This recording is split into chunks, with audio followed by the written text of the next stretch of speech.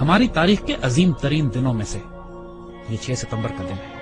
اگر آپ صرف اس دن کی صبح وہ تقریر سن لیجئے جو ایوب خان نے کی تھی، ریڈیو پاکستان پر وہ تقریر کی گئی کہ لا الہ الا اللہ کے ماننے والوں پر ہندوستان نے حملہ کر دیا، میرے قوم کے ہم وطنوں جنگ شروع ہو چکی ہے، اٹھو اور دشمن پر ٹوٹ پڑو۔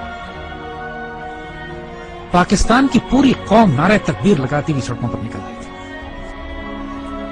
ہندوستان نے 6 ستمبر کی صبح فجر سے کچھ پہلے لاہور شہر پہ حملہ کیا اور ان کے جرنیل نے بڑک ماری تھی کہ ہم 11 بجے تک لاہور جمخانہ میں بیٹھ کر شراب پئیں گے اور بدماشی کی محفل سجائیں گے۔ دشمن کی طاقت کا بھی پہلے اندازہ کیجیے۔ دیکھیے دشمن 5 گنا بڑا تھا آپ سے، اور اچانک اتنا بڑا حملہ کرتا ہے جس کے اندر ایک ایک حملے میں 500 ٹینک استعمال کیے جاتے ہیں، تقریباً 500 ٹینک لاہور میں، 500 ٹینک کے قریب سیالکوٹ کے اوپر جب حملہ ہوتا ہے، اور یہ دونوں سرحدی شہر ہیں ہمارے۔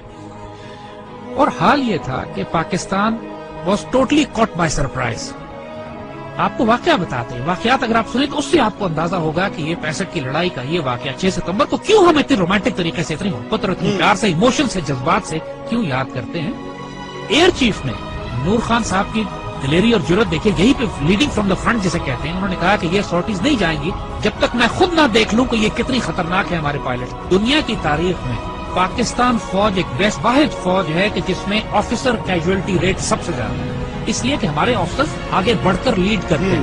پاکستان نیوی کے پاس ایک سبمرین تھی غازی، اور اس سبمرین نے دشمن کا ناطقہ بند کیا ہوا تھا۔ اس زمانے میں تاریخ ناول اور کتابیں لکھی گئی کہ سومناتھ پر محمود غزنوی کے 17 حملوں کے بعد یہ 18واں حملہ تھا، اور پاکستان کی نیوی آگے بڑھ کر سمندروں میں گئی، دوارکا پہ گئی، دوارکا کے قلعے کو تباہ کیا بومنگ کر کے، فائرنگ کر کے، شیلنگ کر کے، اور پھر نکل کر واپس آئی۔ میرے والد توپ خانے کے افسر تھے اور سیالکوٹ ہی میں مقیم تھے، سیالکوٹ سیکٹر پہ بالکل سرحد پہ ہمارا گھر تھا میرے، اور جب یہ جنگ شروع ہوتی ہے تو خاندانوں کو، عورتوں کو، بچوں کو وہاں سے نکلنا پڑا، تو اس میں ہماری والدہ ہمیں لے کر نکلی، اور یہ وہ وقت تھا کہ جب ہمارے گھر کے آس پاس توپیں لگی ہوئی تھی اور پاکستان کی فوج جوابی حملہ شروع کر رہی تھی سیالکوٹ سیکٹر پہ دشمن کے خلاف۔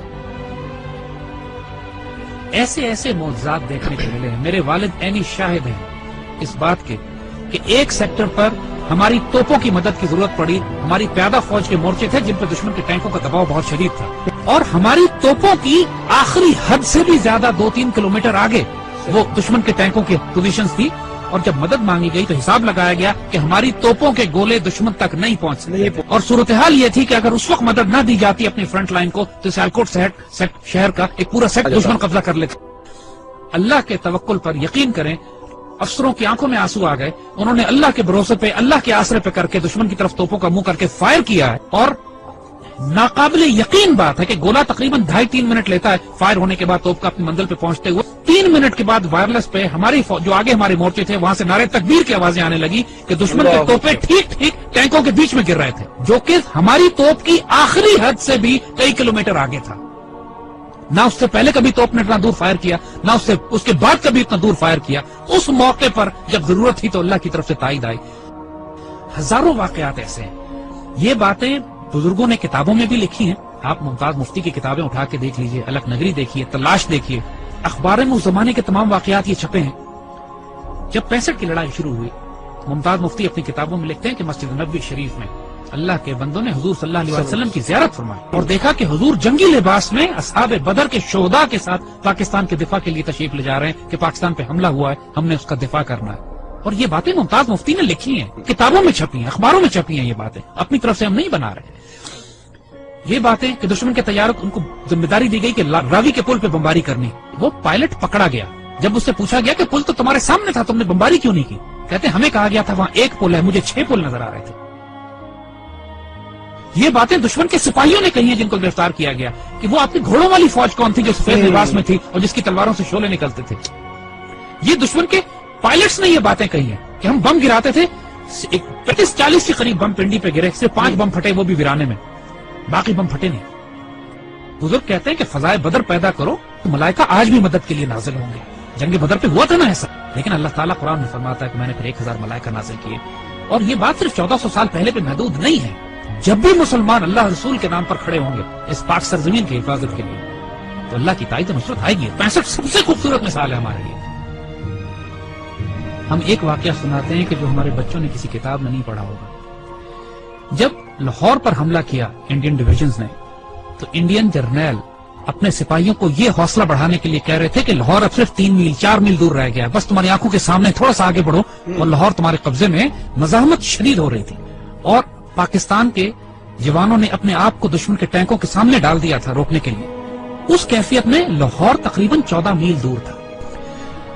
تو وائرلیس پہ جب ہمارے جوانوں نے، ایک افسر نے یہ سنا کہ دشمن کا جنرل اپنے سپاہیوں سے یہ کہہ رہا ہے کہ صرف 3 یا 4 میل دور لاہور رہ گیا، اور اس وقت لاہور 14 میل تھا۔ اس وقت اس افسر نے، ہمارا وہ زخمی افسر نے اپنے مورچے سے نکلا ہے، سڑک کے کنارے جو کتبہ لگا ہوا تھا جس پر لکھا تھا لاہور 14 میل، اس پر اس کو کھڑا ہے وہاں سے اور اس کو انڈیا کی طرف لے کر گیا ہے آگے، مزید 2 فرلانگ آگے، اور وہاں پر اس نے لگایا ہے اور اپنے خون سے اس پر نقطہ لگا کے 0.2 ایڈ کیا ہے اور لکھا ہے 14.2 بلڈی مائلز۔ 14.2 بلڈی مائلز تھا لاہور، دشمن اس کو پار نہیں کر سکا۔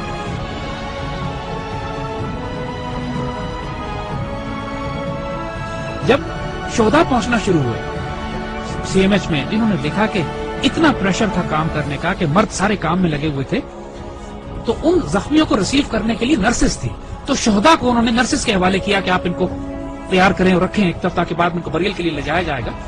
تو آنے والے جوانوں نے جب یہ دیکھا کہ بہنیں اور بیٹیاں ان شہداء کو ریسیو کر رہی ہیں تو ان کی آنکھوں میں آنسو آ گئے۔ واپس جا کے اپنی پوری یونٹ میں اعلان کیا کہ وہ شیرو دلیرو سینوں پہ گولیاں کھانا، پیچھے تمہاری بہنیں تمہیں وصول کر رہی ہیں، ایسا نہ ہو کہ تمہاری پشت دیکھیں اور یہ کہیں کہ یہ بغیرت پشت پہ گولی کھا کر آیا۔ یعنی یہ جذبہ تھا جوانوں میں کہ ہمیں دفن کرنے کے لیے پیچھے ہماری بہنیں کھڑی ہیں، اور سب نے قسمیں کھائیں کہ ہم گولی سینوں پہ کھائیں۔ یہ وہ باتیں یونٹوں کے اندر ہوئی، باتیں ٹیکسٹ بکس میں لکھی جاتی ہیں نا، کتابوں میں، یہ وہ باتیں کہ جو فوجیوں کے سینوں میں دفن ہیں۔ ایسے بھی موقع آ گئے کہ جب دشمن کے ٹینک ہمارے توپخانے کے اتنے نزدیک پہنچ گئے کہ براہ راست توپخانے اور ٹینکوں کی لڑائی شروع ہونے والی تھی۔ کہا جاتا ہے دوسری جنگ عظیم کے بعد سب سے بڑی ٹینکوں کی لڑائی بھی سیالکوٹ میں لڑی گئی۔ باقاعدہ ایک آرٹلری افسر نے کمانڈ دی کہ HE unload and AP load, یعنی ہائی ایکسپلوسو شیل نکال دو اور اب آرمر پیئرسنگ شیل لوڈ کرو، کیونکہ اب توپ اور ٹینک کی براہ راست لڑائی شروع ہونے والی۔ اور یہ ایسا موقع ہوتا ہے کہ جس کے بعد آر یا پار ہوتا ہے، اور ایسے موقع پہ اللہ نے دھند بھیج دی، بیچ میں دھندیں آ گئی جس کی وجہ سے دشمن کے ٹینک رک گئے، اور جس طرح پہلے کہا تھا کہ پہلے دشمن نے خوف طاری کر دیا اللہ۔ یہی وہ نظریاتی اور روحانی اساس تھی ہماری جو ہمیں پاکستانی مسلمان بناتی تھی۔ وہ کیا چیز تھی جس نے ہمیں سیسا پلائی ہوئی دیوار بنایا؟ وہ یہی کلمہ تھا، لا الہ الا اللہ، جو ہمارے دل کی دھڑکنوں میں محمد رسول اللہ ماشاءاللہ۔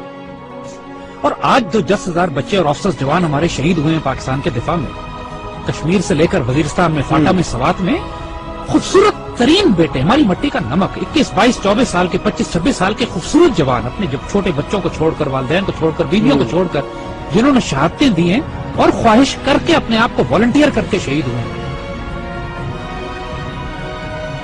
بہت بھاری قربانیوں کے بعد یہ پاکستان آپ کے حوالے کیا جائے، اس پرچم کو گرنے نہ دیں، اس پرچم پہ سب کچھ قربان کر دو، اس کی مٹی میں تمہارا خون شامل ہو گیا نا، 2 جہانوں میں خوش نصیب ہو جاؤ گے۔ اس مٹی کو چھوڑ کر چلے گئے بد نصیب ہو جاؤ گے۔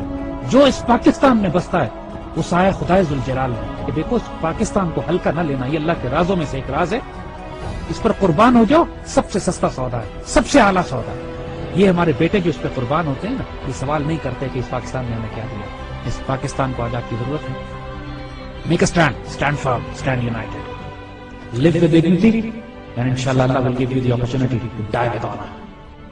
لیکن اس کے لیے اب تیاری کرو، تیاری کا وقت آتا ہے، آزمائش آنے والی ہے، لیکن انشاءاللہ العزیز ایسے بیٹے ہمارے پاس ہیں جو اس پاکستان کو سرخرو کریں۔